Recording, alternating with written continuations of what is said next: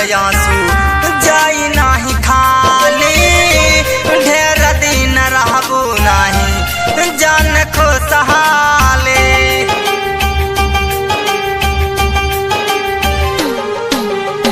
दीवाना के गिरल आंसू जाई नाही खाली, ढेर दिन रहबू नाही जान खुशहाली।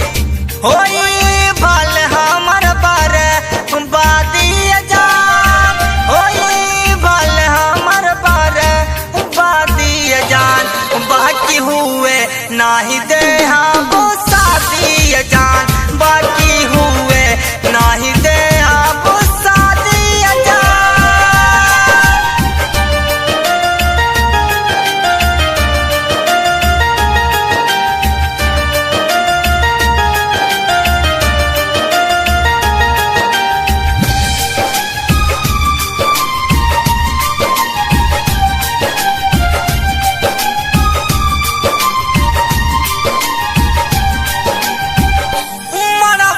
तुहरा हम आगी से जरा देव, मिटब ये जानता हम तो कभी मिटा देव।